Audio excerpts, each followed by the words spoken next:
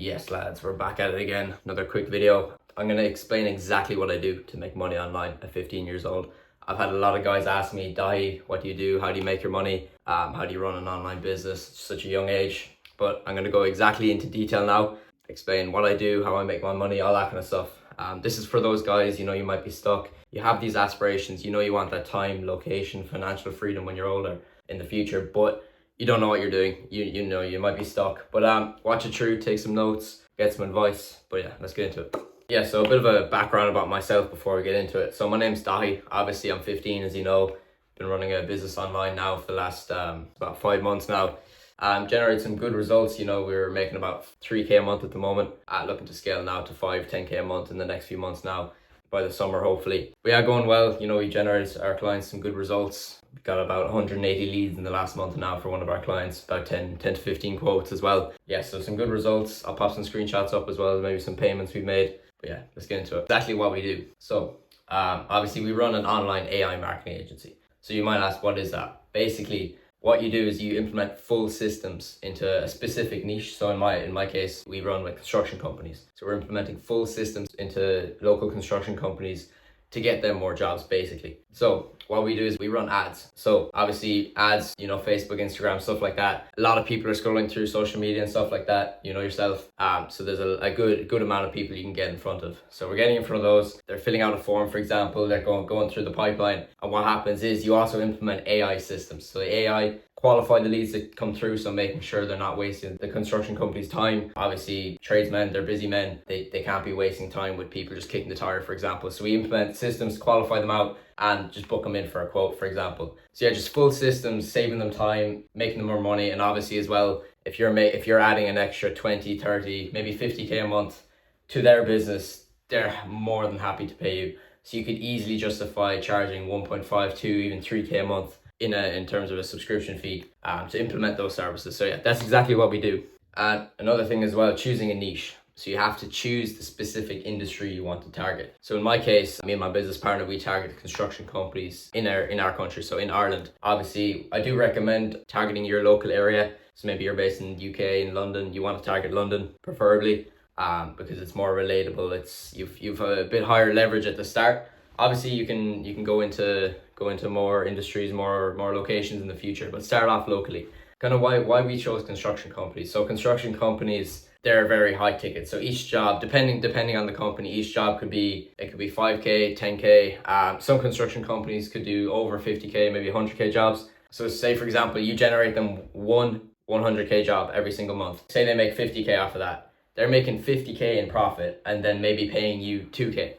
So they're making a high return on investment, so an ROI. So it's a high ticket service. Also, I find they're easy to deal with. So a lot of construction companies, you're not going to be getting through to receptionists, for example. You're straight to the owner, for example, when you're cold calling. So it's a lot easier to get through to them as well. A lot of construction companies are struggling with time wasters, for example. Maybe they need more work. So that's where we come in, implementing those full systems, as I mentioned.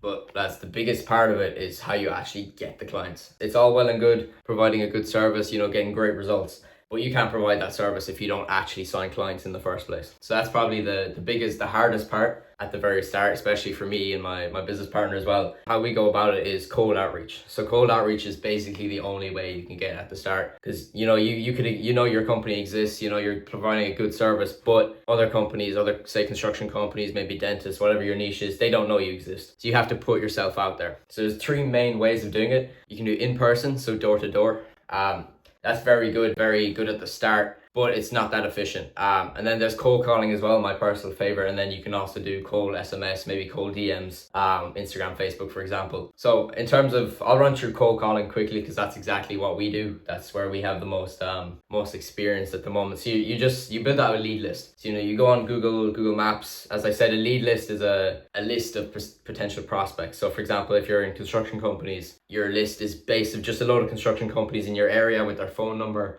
all that kind of stuff. And then you're also tracking, did they pick up? Did they let you pitch them? Did they let you through to your offer? Did you tell them what you do? Did you book them in for a meeting? So the main goal is booking them in for a meeting. So 5-10 minutes on the phone. I'll get into detail on that in a second. But yeah, you're trying to book a meeting. You might say, hello, is this the construction company? My name is Dahi. Can you give me 20 seconds? Can I explain it quickly?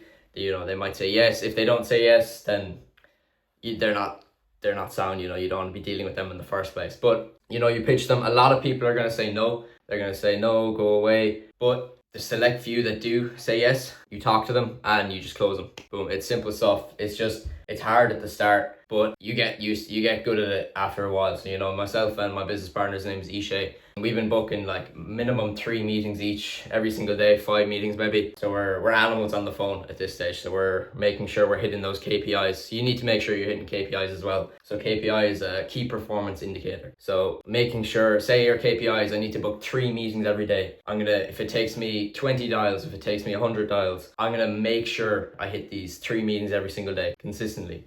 Consistency is the biggest thing. You know, you can have all these aspirations, but if you just give up, giving up is the easiest thing to do in the world. If you just give up before you even succeed, you're never going to succeed. So, you know, you have to keep going, keep failing until it eventually works. So like, that's the first part of the stage, the actually signing the clients on. And then from there, after you book that meeting in on the cold call, you're booking in, that meeting you book in is a discovery call. We're running with a 3-call close. So it's the cold call is when you call them up. Discovery call is where you basically get all the information out of them. So make sure they're a good company to work with, you know, get their revenue. Are they looking to improve at the moment? Can they take on more work? What kind of jobs they do? For example, if it's a construction company, maybe they do renovations, maybe they do extensions, stuff like that. You need to dive really, really deep and just build onto all of their answers. So you're Bob the Builder, if you think about it like that. If they say, oh, we're looking to improve, and then you say, where are you looking to improve? What's your revenue goal? Maybe 3-6 months in the future. Oh, this much. Why aren't you there yet? What's prevented you? I don't have time. Okay, and then you just make it seem like you're the solution to that.